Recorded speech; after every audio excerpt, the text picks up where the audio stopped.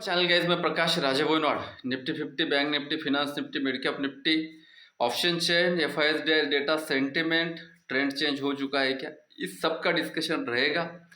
आज 25 रुपए का कॉल, 180 का उसका हाई था। तो बुल्स, जब बुल्स पकड़ते हैं ना तो उसको दिन भर लेके बैठना पड़ता है। क्या करना पड़ता है? दिन भर लेके बैठना पड़ता है। बेयर्स का क्या होता है? झटका होता है। और वो झटका अभी आदत लग चुकी है ना हम लोगों को, तो वो झटका 15-20 मिनट में आता है, तो लोगों को थोड़ा सा प्रॉफिट हुए जैसा लगता है। तो चलिए तो डिस्कशन को स्टार्ट करते हैं। और कल क्या हो सकता है फ्राइडे के दिन, इसको देखते हैं। बैंक निफ्टी, मैंने जैसे कल लिखा था ना कि निफ्टी 50 के ऊपर ज़्यादा फोकस करना या फिर सेंसेक्स के ऊपर फोकस करना। फिनांस निफ्टी, बैंक निफ्टी, ये सब कुछ index even as per my prediction. Mid cap Nifty भी पूरा दिन साइडवेज में रहा है। सिर्फ चला सेंसेक्स और क्या, निफ्टी 50 है। तो इस वेव में चल रहा है। तो इस वेव का जो सपोर्ट आ रहा है इसका, ये 48,400 के ऊपर अगर है, 400, 500, इस दोनों के भी अगर ऊपर है, कोई भी पर्टिकुलर एक नंबर सपोर्ट या फिर रेजिस्टेंस नहीं होता है। इस बात को आपको समझना पड़ेगा, ठीक है। तो बाय एंड डिप रहेगा मार्केट, जैसे कि ठीक है, निफ्टी की बात बाद में करते हैं। और यहाँ पे अगर निफ्टी परफॉर्म कर रहा है तो बैंक निफ्टी नहीं करेगा। जिस दिन निफ्टी परफॉर्म करेगा उस दिन बैंक निफ्टी को उठाया जाता है। यहाँ पे डबल टॉप है 48,700, ठीक है। तो 700 के ऊपर, 500 के ऊपर सिर्फ 700 का ही टारगेट हो सकता है। अभी 700 के ऊपर जाएगा तो 850, देन 48,900, देन 49,000 तक का टारगेट रहेगा। ट्रेंड कंटिन्यूएशन रहेगा 48,700 के ऊपर। सबसे पहला मेजर रेजिस्टेंस रहेगा 48,850, क्योंकि ये अपने डे हाई को टच नहीं किया है। अभी यहाँ पे जैसे डबल टॉप मैंने आपको दिखाया था ना, यहाँ पे, राइट। और तो यहाँ पे इसका नेकलाइन जो आ रहा है ना 48,500 के बिलो, 48,400, देन 350, 300 तक का टारगेट इजीली अप्रोच हो सकता है। आते हैं निफ्टी 50 में। और दूसरी बात याद रखना, जब भी मार्केट गैप अप होता है या फिर गैप डाउन होता है ना, तो नए लोगों को ये मोमेंटम कैच करना, इसको पैराबोलिक मोमेंटम बोलते हैं। ये कभी कभार हो सकता है कि आपने कैच कर लिया और बहुत अच्छा पैसा बन गया 15 मिनट में। जैसे कि हमने, to be very frankly and honestly, कल का ये वाला मोमेंट मेरे हाथ से छूट गया था, है? लेकिन आज हमने ये मोमेंटम नहीं छोड़ा और ये पूरा का पूरा मोमेंटम भी नहीं छोड़ा। तो इसी को बोलते हैं क्या, ये एक्सपीरियंस मैटर करता है। तो कल हमसे क्या छूटा था? ये वाला मोमेंटम 30 मिनट का। देन एक बार एंट्री अगर छूट जाती है मेरे से तो मैं पूरा दिन ट्रेड नहीं करता। ये पेशेंस होते किसके? एक एक्सपीरियंस ट्रेडर के। आपको लगा होगा कि यहाँ पे यहाँ तक इतने छोटे टारगेट के लिए नहीं प्लान करेगा मैं, करेगा तो नीचे का भी और ऊपर का भी, दोनों साइड का वी शेप रिकवरी खेलना मुझे बहुत अच्छा लगता है। तो कल का ये छूट गया कितना, 11 पॉइंट का एसएल मेरा लगभग 45 मिनट तक नहीं लगा था। उसके बाद तो ये ट्रेड छूट ही गया था हाथ से, सिर्फ 11 पॉइंट का, जो मैंने आपको कल ऑब्जर्व करने के लिए पुट दिया था। सेम आज भी 320 के ऊपर रहेगा तो मार्केट नीचे आ सकता है, ये मैंने डाला था ना, सिर्फ वैसे ही। तो इस तरीके से होता है। तो एक्सपीरियंस वाला ये होता है। और अभी इसका डब्लू का नेकलाइन कहाँ पे आ रहा है? 24,450 के ऊपर। टारगेट क्या होगा? 500, 50 पॉइंट। इतना छोटा टारगेट मैं कभी प्लान नहीं करता। यहीं पे मैंने 25 रुपए का कॉल 180 में बेचा मैंने। लेकिन ये बहुत फास्ट था। इसमें हमने 35 रुपए के आसपास पुट लिया था, जो कि 70 रुपीज पे ऑलमोस्ट मनी डबल हो गया। और 100 रुपीज का टारगेट दिया था मैंने, ऑलमोस्ट अचीव हो गया। क्यों? ये एक्सपीरियंस मैटर करता है। तो इस तरीके की चीजें दोनों तरफ खेलना अच्छा लगता है हम लोगों को।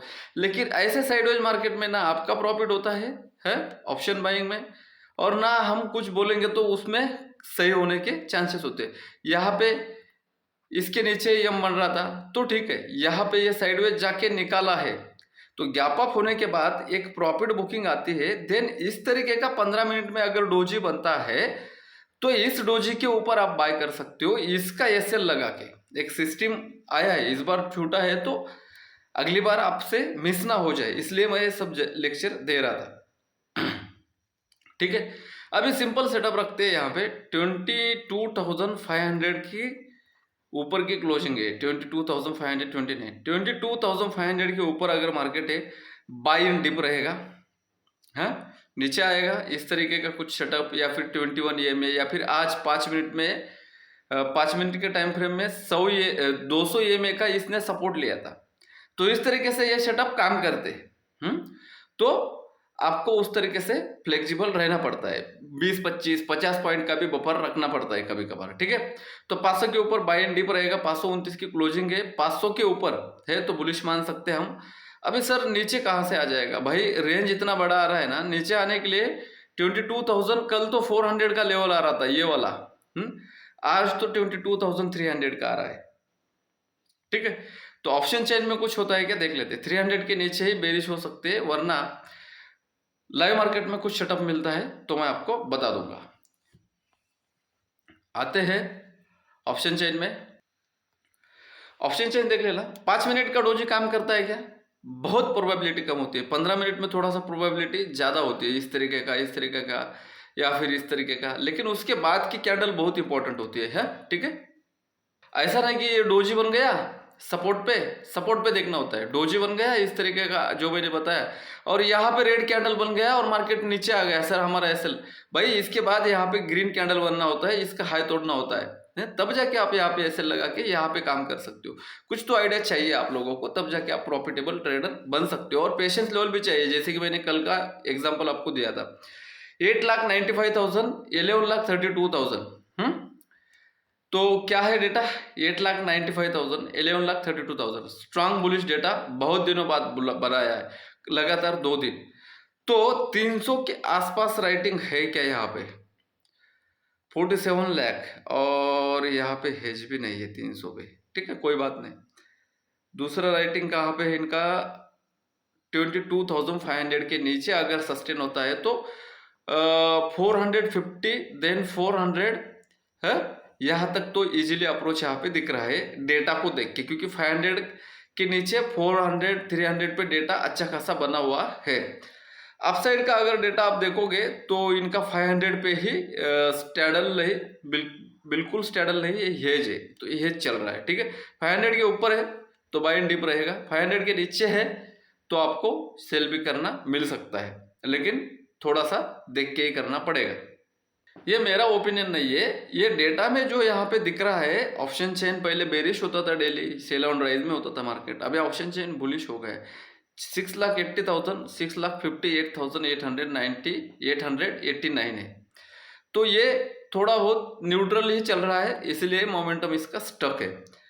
तो 48,500, 27,000 और 48,500 कॉल, ये कॉल, ये पुट, तो ये 500 के ऊपर है तो ऊपर है, 500 के नीचे है तो नीचे है। आते हैं FIS-DIS डेटा में। देखो गाइस, मार्केट हिलेगा तो कुछ ना कुछ जरूर मिलेगा। 2,377 CR का FIS ने सेल किया है। डेली DIs FIS के सेल से ज़्यादा बाय करते थे, चाहे बेरिश मार्केट हो या फिर डेटा कुछ भी रहो। इस बार FIS का जो सेलिंग है वो DIs के बाइंग से ज़्यादा है। और कितना ज़्यादा है, लगभग 400, 500, 600, 700, 777 CR का यहाँ पे ज़्यादा डेटा FIS ने सेल किया है DIs के बाइंग के कंपैरिजन में। तो हो सकता है कि कल थोड़ा सा मार्केट स्टक हो, ये डेटा बोल रहा है, मैं बस ओपिनियन अपना एक्सपीरियंस शेयर कर रहा हूँ। स्टक हो या फिर अच्छा खासा करेक्शन दे, क्योंकि गैप जो था वो भर दिया, अभी वो ऊपर जाना है तो भी एक करेक्शन चाहिए। तो करेक्शन चाहिए तो इसका मतलब ये नहीं कि सवेरे उठ गया और पुट ले ले, साइडवेज को भी करेक्शन बोलते हैं। क्यों, RSI वगैरह कूल डाउन होते हैं उसमें। अभी EMH वगैरह एक्स्ट्रा ऊपर चले गए हैं तो वो भी कूल डाउन होता है, लीडिंग इंडिकेटर RSI भी कूल डाउन होता है, तो इसलिए वो साइडवेज गया तो भी उसको छोटा मोटा करेक्शन ही मानते हैं लोग, और अपसाइड की जगह डाउन साइड आया तो भी करेक्शन मानते हैं। अगर बड़े बड़े इस तरीके से कैंडल बन रहे हैं तो प्रॉफिट हो सकता है। कितने % का करेक्शन था ये, पहले 30 मिनट में बहुत सारे लोग बोलते हैं कि, और मैं भी बोलता हूँ, बुलिश मार्केट में 30 मिनट के नीचे अगर मार्केट गया तो ही ट्रेंड कंटिन्यू होता है, वरना ये इस तरीके से ऊपर जाके यहाँ से ये 50% का करेक्शन था 0.50, जो फिबोनाची का लेवल होता है, यहाँ से आया तो नीचे आएगा, वरना यही से ऊपर जाएगा।